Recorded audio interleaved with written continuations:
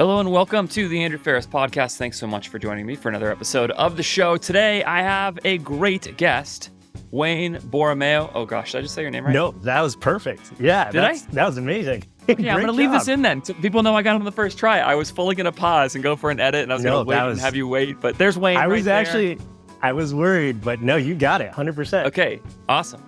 Wayne Borromeo, the president and co-founder of Wondery Outdoors, a brand that is really cool, has had a super hit product really take off in the last year, and there's a whole lot of stuff that we could talk about with all of that. And so we're going to talk about Wayne's journey with Wondery and how they've gotten to where they've gotten to, looking at being an 8-figure brand and just really, really cool success. In the midst of that, Wayne also has taken up my suggestion on the show repeated times with my sponsor, More Staffing, to add talent from the Philippines to his business. So technically, this is a sponsored episode because Wayne and I will take 5 minutes in this episode and talk about his experience onboarding a team member from the Philippines with More Staffing. And we're just going to explain why and how that has all worked and if there's been any hiccups with it and how that employee and team member has worked out. But don't worry, this is not going to be crappy. Don't hear sponsored and think crappy content. It's going to be good content where you're going to like it because Wayne's story is awesome. So let's not delay it any further. Wayne Borromeo, Wondery, let's jump in. Wayne Borromeo, I've got it right. I'm very happy about that. Thanks so much for joining me and for talking about Wondery and everything. What kind of name is Borromeo? It's rooted in Spanish and Italian, but I'm Filipino, so that's kind of where the roots of the last name comes from. You're supposed to roll the R. I don't roll the R, so okay, yeah, all right. My wife she was a Spanish teacher for a long time and is an excellent Spanish speaker, and so she probably would have gotten the rolled R, is what I'm saying here, because she would have had it. She would have had it nailed. What were you saying? No, sometimes I can't even roll the R, so I just go Borromeo. Just plain, simple, easy. Wayne, Wondery is a really cool brand. I was telling you before we started talking that I actually came across it independent of this conversation or anything because of how cool this sort of hero product is. And so for anybody listening right now, watching right now, make sure you go over to wonderyoutdoors.com. Of course, there's a link in the show notes to go guide you there so you can go get a look at the product because it's a little bit tricky to explain or to describe otherwise. But for the YouTube viewers among us, I will share my screen so people can see kind of what the core product is. And while I do, and I'm saying core product, but you actually may not frame it quite that way. But here you go. Here's the bottle, etc. While I do all of that, can you please tell people about this product and how it has taken off? And then we'll go from there. We'll go backwards from there to talk about sort of the journey of Wondery and then also forwards to the future of Wondery. But there's the bottle. Yeah, so we have what we call our bucket list water bottle. We actually started with our Parks of the USA water bottle. And essentially what it is, it has all 63 national parks on it. And as you attend and go to each park, you use a corresponding creative, artful sticker that our graphic designer made. And you'll stick that in placement of the etching and the engraving on the bottle. So it's a very experiential, story-based product. And we have a bunch of ones for the national parks, 50 states, world destinations. We actually have one with Uncommon Goods and MLB coming out for all the MLB ballparks. And yeah, so we've got a huge list. The possibilities are pretty endless with it. Yeah, really, really cool. I've worked with a client that does some similar things for the world traveler gifting type. I imagine what this product suggests to me is that you are about to have a monster Q4 because it feels very, very giftable, custom, personal in this really cool way. We're recording this on October 4th. And so I imagine you guys are gearing up to go have a very big holiday gifting season. Oh, yeah. Like that is honestly 90%, 90% of our sales are from this bottle alone. When this bottle went viral, like when I say viral, it went like crazy viral. And we really weren't expecting it to be as strong as it was. But I think the key matter of it is that it's experiential and it's not super niche, but it's broad enough and it tells enough of a story that it's not just a product that you drink out of and use. It's something that says, oh, hey, that's really cool. Oh, okay. Like that's what it is. And then you start to talk to that person and it becomes a whole dialogue. right? So that's what's so different about this product is it creates conversation and creates dialogue. And one of the things about people who love to travel and go to national parks and stuff like that is there's nothing they are happier to do than to tell you about their stories and their experiences and all that. And so something that's going to put that in the conversation in the center is really cool. And I bet you guys have gotten all kinds of stories from customers about like, oh, I had the bottle and therefore met this person who's become a good friend or whatever, whatever. Like I'm sure you get all kinds of cool feedback like that. Yeah, exactly. And the crazy thing too is there's a lot that we don't need to do with the bottle in terms of marketing. Because again, it has that story and people, like you said, when they go to parks, all they want to do is share like, oh, I saw Half Dome. It was beautiful. And we ran into a bear. And like being able to share that they just want to do that naturally, organically. So people will post this bottle like all the time on Instagram. We don't have to do anything. They just repost it in their stories. They post it in their main feeds on Instagram. And it's just like, awesome. That works nicely. Yeah. So let's actually walk that back a little bit further then. So you said it went viral and then you clarified it was like crazy viral, super viral, whatever. Like, so you said you developed it not expecting to have it hit as hard as it did, but can you go through the process there? When did you release it and when did it go viral? And like, was this the kind of thing where like you just immediately blew through all your inventory and created a wait list, that viral, that kind of situation? Yeah, absolutely. So we actually had, on the basis, Wondery is a women's outdoor brand, and we empower women and other underrepresented communities in the outdoors through our products and our experiences. Part of that initial offering was a women's outdoor subscription box. The way we keep our costs low is by including our product. So this was back in December of 2021. We needed a new product for our box. And so we thought, okay, this national park bucket list concept could be really cool. And so we posted that on Instagram and immediately we just got, tons and tons of people being like, oh man, if only you offered this alone, this would be so great. This would be so awesome. And so, yeah, I mean, we took that advice and we started selling it back in 2022. Around May or June is when we started offering it. We were getting a lot of sales, fantastic sales. And then we posted a reel on it, something our intern made in, a good 5-10 minutes. And it just blew up. Like it's the ones that it's a quantity over quality thing with reels and TikToks and stuff. But yeah, it blew up. So I think like the top 1% of Instagram reels get views. I mean, from our research, get views up to like 20 mil. Ours is currently standing at 37.5 million in views. That's like just one of the biggest, like even not just products, but like even like funny meme videos have like 20 mil, 30 mil. But like ours is like, yeah, it's at 37.5 million. It continues to get views and then it's still growing. And other people, again, like I said, they'll share this because they want to. We don't have to pay them. I mean, sure, we will pay some influencers still. But those, we've gotten multiple that get million plus or 200K, 300K views. And it just keeps going. So yeah, I mean, from last year, from the bottle, I mean, we attribute a lot of that to the bottle. We've grown about 200% over last year. Amazing. Just in sales. Amazing.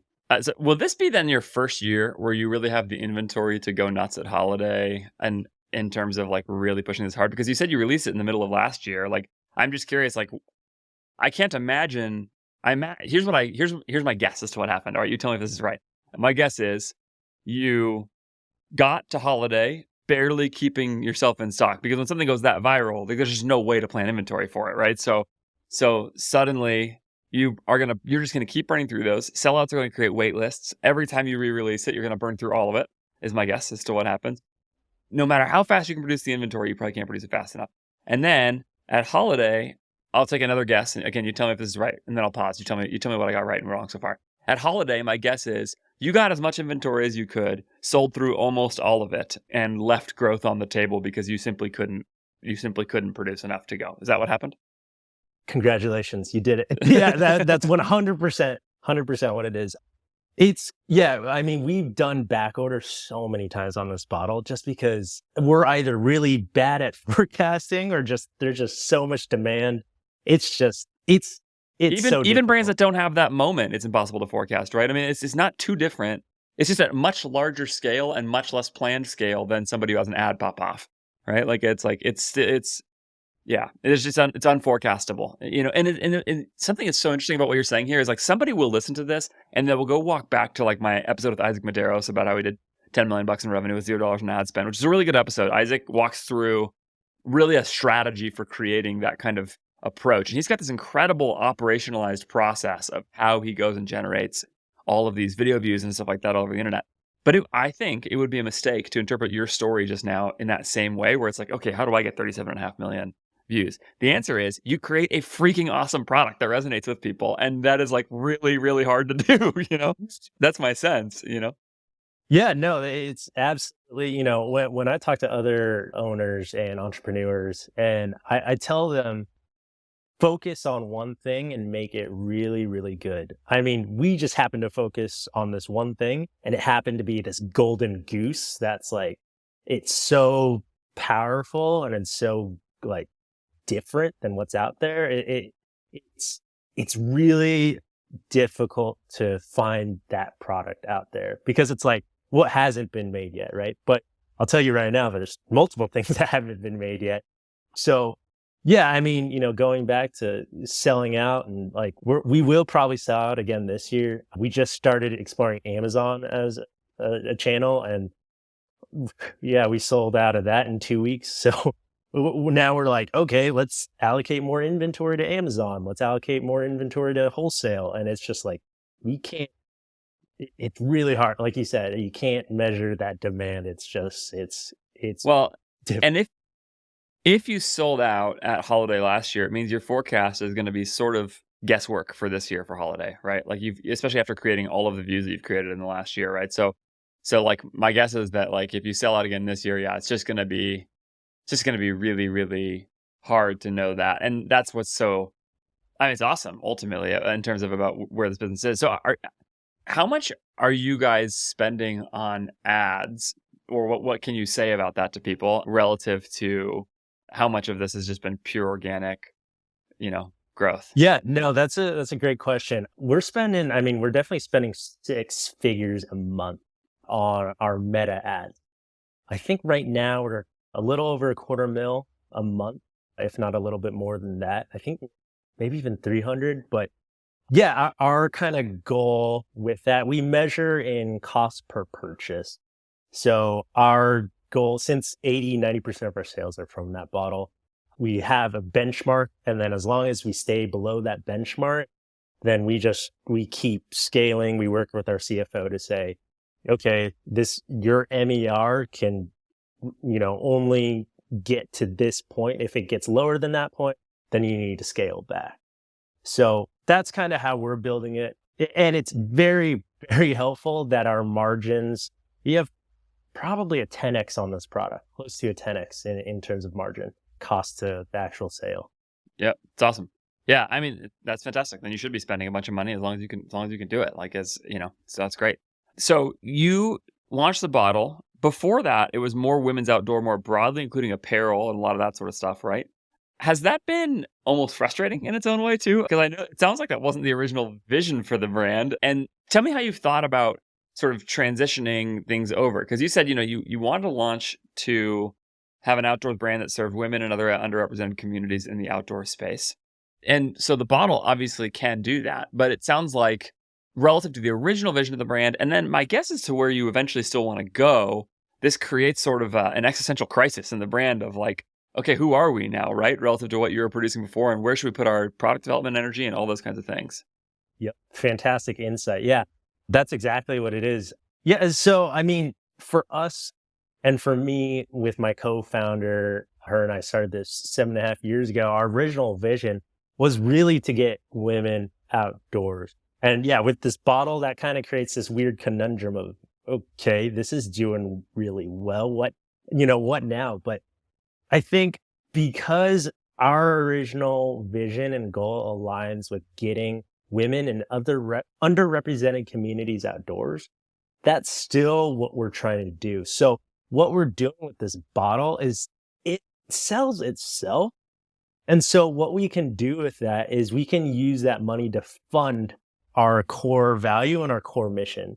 Now, I'm not going to lie, we've talked about, okay, do we start a sister company that's just primarily water bottles? Because, that wouldn't be a bad idea either. But You I got to go the think other way. You got to go the other way. Wondery is the water bottle at that point, right? So the sister company now is the apparel brand or whatever, right? exactly. Yeah. But I think we came in at a time where, 2016, so COVID really boosted like everyone going to REI and places like Outdoor Voices, all these outdoor brands. Even Outdoor Voices is kind of outdoor, kind of athleisure. But yeah, I think it's, like that is the root of our mission. So like a lot of big things that we do is it's community driven. And, I've heard on, your podcast and other podcasts too, it's just like, that's such a core aspect, especially right now with, CPAs just, costs rising for ads. So it's like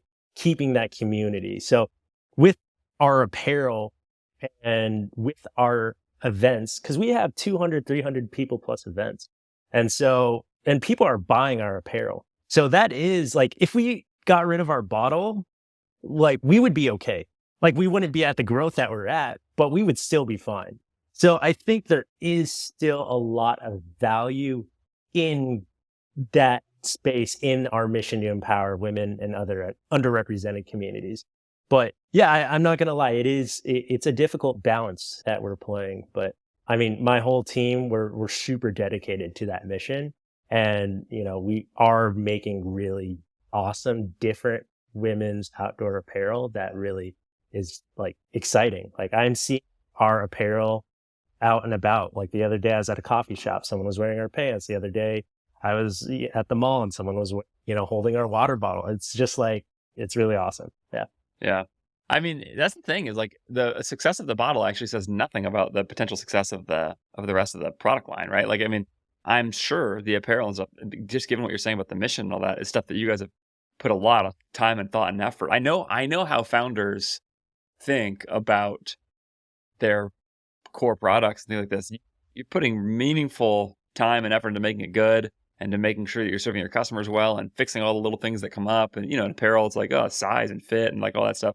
Got to get it exactly right. And does it wear down too fast, especially for some outdoors? It's performance oriented, etc. And I know the relationship of founders to these kinds of problems. And so I'm sure that's the case, but it is an interesting thing to think through, as you go to MLB bottles, for example, that's pretty far away from women's outdoor pants. Do you think you'll start a side brand or do you think you'll keep it all in one thing? What's the solution? I think we're still gonna keep it all in-house to this one brand for now, especially if we want to drive those apparel sales, because like you said, we're spending so much time and energy on this apparel. And yeah, there's a personal, emotional investment in that portion, but there is also so much opportunity, especially right now with so many people getting outdoors and like we're building that community. So, and we can build that through our apparel and through, our other products. So it's like, it's another opportunity there. And it's like, we might as well, if this bottle is, helping us get there and like, we don't have to take out loans because these sales are doing fantastic, then it's like, why not? Let's give it a shot. What can you say about, and I don't know if this is something you have thought carefully about LTV on bottles versus apparel? I'm sure that the bottles is very low. So let's ask this question in two parts. Part number one, what's the difference in the LTV in those two things? Part number two, are you able to get bottle people to buy apparel? And that would feel like a tall task to me. That would be, my guess is it would be a very, very hard thing on the one hand. On the other hand, with the national parks kind of component of this, you're sort of pre-qualifying that this is at least somewhat the right person, at least the females amongst them. So yeah, so talk about that a little bit.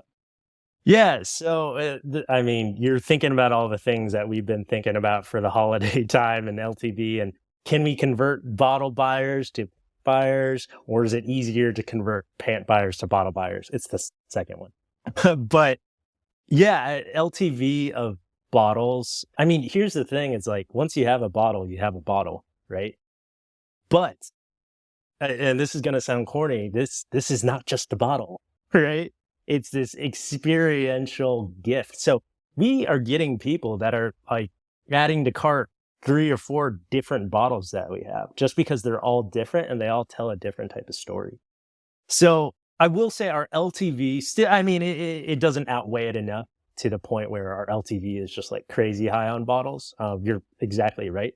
It is lower, but to buy apparel, women's apparel, and then convert them to bottles, that's a lot simpler. Now, we haven't been measuring LTV a whole lot right now, only because it's very obvious to us. We look at our orders and we're like, okay, a lot of people are buying just the bottle, or, we're seeing people buy the pants and a bottle. So we already know that our apparel buyers LTV is much higher. So once we create a larger product offering, which will be likely in spring, summer, this next coming year, that's when we'll really start investigating, okay, how can we drive higher LTV?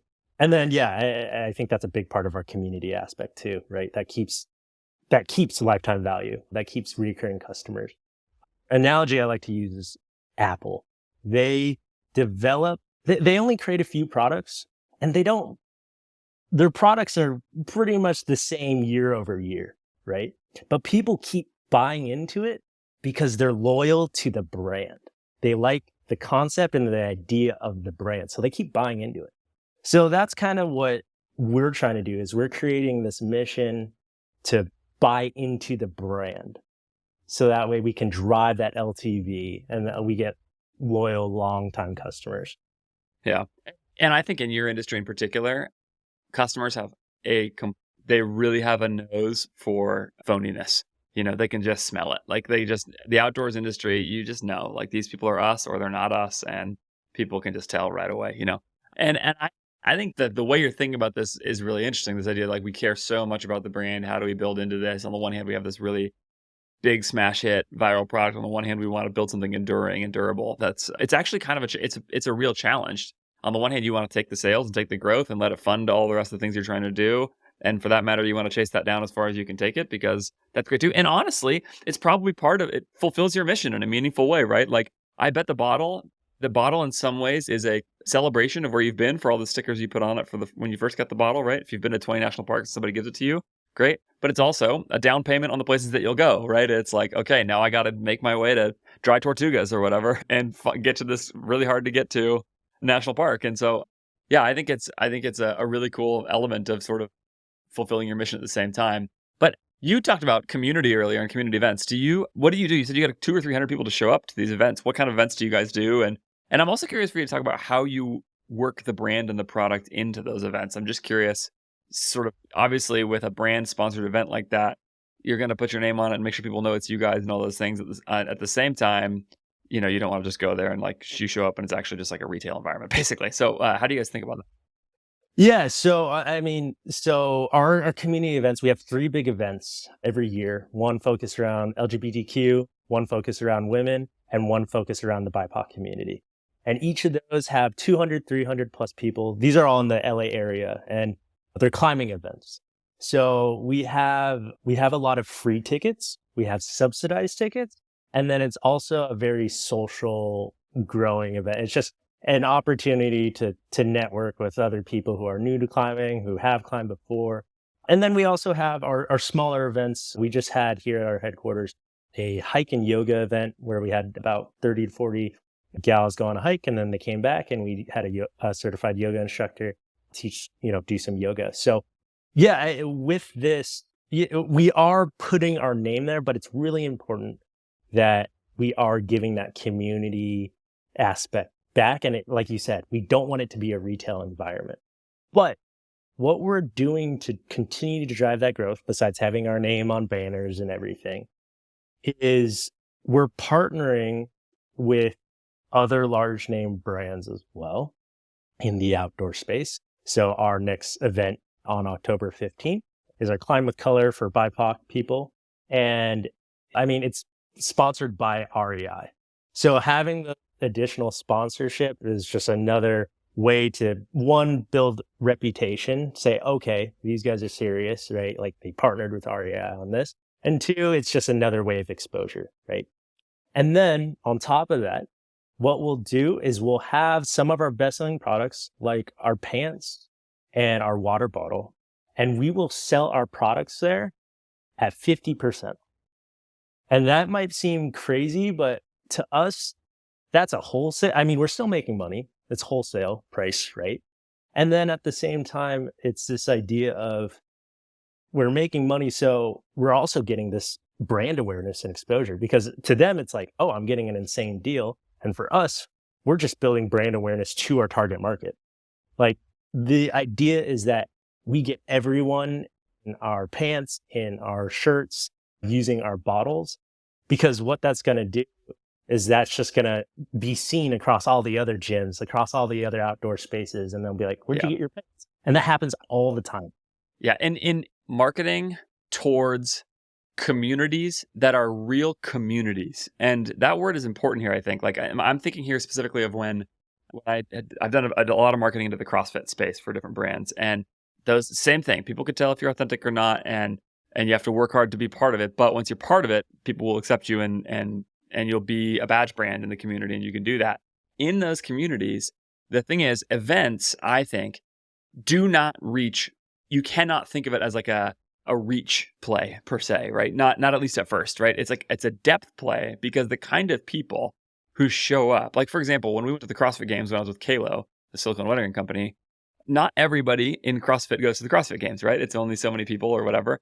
But who does go to the CrossFit Games? All of the most hardcore CrossFitters at every gym. And so if they come back wearing a Kalo ring, they have seen you there, they've seen your experience there. They are now like the hardcore people who are going to be in the gym, probably outlifting other people, etc. Like, and then they can go carry that around. So my guess is there's something similar going on with your event, right? Where it's like, you are in a community, and especially if you're doing something where it's like specifically targeting like a sub community, really, where it's like not just outdoors, but women, not just outdoors, but BIPOC, not just outdoors, but LGBTQ. Like, those are, now you've got like a double enthusiast kind of community, right? It's like identity in two places overlapping, and you're saying we're part of that. Now those people are going to say like, yeah, you really are part of that, because you've taken the time to invest in us in a way that's really authentic to who you are and to who they are. And that's my feel for how a lot of those kind of event type things go. On a pure, straight up ROI, reach kind of basis, the stuff that digital marketers are really used to measuring, I'm not sure it works that well. But on the actual, like, if you're trying to build an enduring brand with a community of people, man, that is like awesome what you guys are doing. It's a really cool play, I think. Yeah, no, thank you. I mean, like I said, we're having, and we sponsor other events too, right? We have a department dedicated to that. So we are getting our name on everything, especially climbing related. Our name is going to be anywhere that's like a climbing competition, a climbing social, anything, we will be there. So people are really starting to associate our name with the climbing space and the outdoor space, because every time I go to a climbing gym now, there are people wearing our pants. Like, it's just like a given every time now. So, and like you said, the people attending these events are the brand loyal people, right? So it's just like, it's clearly working, and we are building that community. I mean, we're getting 200, 300 people per event, and it's, yeah, I mean, we're hoping just to continue that growth. Awesome, man. That's really cool. Tell me about adding people from more staffing. What have you added so far to your team? I know I've added at least one team member. So talk about that a little bit. You heard about it on my show, I think. Yes, I sure did. Yeah, no, that was probably, I mean, it was super valuable to hear about it. I mean, you're sponsored so much by them that I like had to look at it, right? So I took a look at it, and I talked to them, and I'm like, yeah, I actually heard about you from Andrew's podcast, and like, oh, because they gave me the whole rundown of the company and what they do. I'm like, oh, I've heard it. I know the pitch. Yeah, so we've hired one customer service associate that works over in the Philippines, and we love her to death. She's fantastic. The whole hiring process was it was so easy. They made it super simple. We had like an onboarding call, what we're looking for. They sent us resumes. We said we like these folks. They set up the times, and they just had them back to back to back in regards to the interviews. And from that, it was like, they screened everyone for us. They did all of the legwork. We just had to do and conduct the interview and make the decision. Yeah, it was really, honestly, a seamless, fantastic process. That's great to hear. Any issues with English speaking or with time zone difference? I know sometimes people are really concerned about adding remote team members based on those two things, understandably so, honestly. Just curious if Right. you've had that come up at all and how's that worked out. I would say if you're considering hiring someone overseas, the people that they're bringing to you already know that that is one of those barriers. So they like to, they make sure that they're working around that, right? So we are having no, in terms of time difference, like, of course, there's a difference, but it's not impacting our, when we need this person. So she's been, I mean, we're also blessed to have this her name's Queenie, and she's fantastic. She's super flexible, and her English it's impeccable. So she's wonderful. She's very personable. We want to fly her out here at one of these days, but she's great. Does she work US hours? You're in LA. I don't know where the rest of your team is, if it's in LA or if it's remote, but does she work US hours or does she work a different time? Because I can actually imagine a customer service employee having it actually be particularly valuable to have that person not on US hours in some ways, because it would probably speed Yes, up your response time when people don't expect it. But I'm not sure how you guys are handling that. exactly. Yeah, exactly. So we're looking at hiring another individual for customer service from more staffing. And yeah, we have her currently working split hours, but like you said, with our huge uptick in traffic, yeah, having someone working those off hours and responding to those tickets during those times, I mean, yeah, it's just like customer service is such a big thing that everyone forgets about. Like everyone forgets about. And that's like one of those last points of contact, or actually even one of the only personal points of contact that you'll ever have. So to have that experience, a positive, good experience that reflects your brand that you want it to, is crucial. So yeah, I went on a tangent there, I think, but No, I think you're yeah, totally right. I think you're totally right. I think it's like one of those things where customer service can be hard to measure. It can be all about cost savings for people, but the truth is, like, people just love it when they have good experience with customer service. And it's often like the flip experience. I've seen this a million times where somebody reaches out to customer service because they had a bad experience, right? Oh, my product came and something was wrong, or da da da. And then when they have a good, so that now they think less of the brand. But then when they have a really good experience with a good quality customer service agent, it actually goes, not only gets you back to sort of like middle status quo, where it's like, okay, fine, they fix it, but it will actually make people think highly of the brand. Because actually, like, the real true jerks out there are pretty few and far between, who are just going to like put you through the ringer no matter what. Most people like, sort of understand that mistakes happen, and that when you labor to fix it and to do a great job, they are really happy to be like, oh, wow, this company actually cared about me. They made a mistake, but everybody makes mistakes, and this company not only fixed it, but they went above and beyond. And so, yeah, it makes sense to me that you'd say that. Like, you want somebody who you trust and who you think can like represent the brand well, because it's going to be the only human interaction they have with the brand. So, yep, exactly. And one more thing I wanted to mention, like we've had a few customer service associates here in the US, but I mean, it depends on the person that you end up ultimately hiring, but from the gal that we hired, she's been better than a lot of the customer service reps that we've had here in the US. Like it's really night and day. And I'm not just saying that for this segment. It's just like, like I've talked about it with my director of ops, and she's like, oh yeah, she's not just a customer service rep. We're using her position also as a sales position as well, because there is that opportunity to discuss directly with our customer because we have that customer chat. And she's just like very helpful, very polite, just very emotive. And I think that's important, is to not just sound like a robot, just feeling like a real human being. awesome. I love that. Oh, that's great to hear. I'm glad to hear it. It's funny. Like, I have had good experiences working with more staffing, and I love them as people a lot. I think they're fantastic, Yep. and so it's been cool to hear good experiences that other people are having as well. It's very important to me on my show that the people that I'm working with are people that I trust and like, and yeah, so that's awesome. I'm glad to hear it. Wayne, tell me about the future of Wondery. What do you want it to be? Where is it going? How big are you trying to get it? Anything you can say about sort of the vision for where it goes from here, so we can root for you, so we can bring you back in a year when Yeah, you get there and hear the story. I love it. I love it. Yeah. I mean, I think the biggest thing is we want to be the women's outdoor brand. So we're doing that just by building out these collections, and like full collections of different types of pants for climbing, for mountaineering, all sorts of things. And we want to be also known as like the brand that gets people outdoors and actually gets people outdoors. You kind of alluded to this earlier, but a lot of brands are, they're greenwashing or they say they do all this social impact. A big thing for us is doing the social impact. So that is such a core thing to us. So what I want is for when I mention Wondery or someone mentions Wondery, they're like, oh yeah, that brand that is always taking people climbing and stuff. That's kind of our wish. And like, I want people to know our brand as a notable outdoor brand. I love that. It's awesome. Wayne, is there anywhere people can follow up with you? They can go to, of course, wonderyoutdoors.com and go get themselves a bottle and some pants and some other things. Is there anywhere else that people should be following you or staying connected to you or anything like that? Or is it just go to Wondery's website and then sign up and go meet you in person if you're in LA and come to a climbing event? Yeah, exactly. I mean, you can find me on LinkedIn, my name, and then I am on Instagram. Make sure I don't you really roll the post R. there too much. Yes, roll the R because I can't really.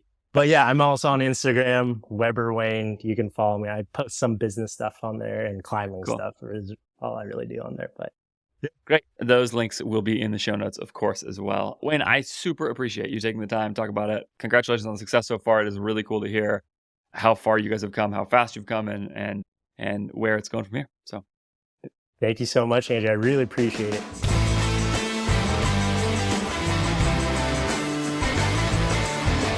All right, there's my episode with Wayne. I hope that was helpful to you. That story of a mega smash hit product that sort of takes over your whole business in that way, while at the same time you're building alongside of it, I think is a really fascinating place to be. I've seen it actually happen for other businesses as well. So I was glad to hear Wayne chat about that a little bit. Of course, from this episode in particular, the place you should most be looking to follow up to add team members to your team, whether it's in customer service or anywhere else in your business, is with more staffing. As they say, and I think is totally right, virtual assistants can be helpful. Virtual professionals can be revolutionary in your business. They can make a huge, giant impact. And so consider working with more staffing. You heard Wayne talk about it in this episode. Go to morenow.co. Link is in the show notes, morenow.co, if you want to go check that out. Otherwise, thanks so much, and I will see you next time.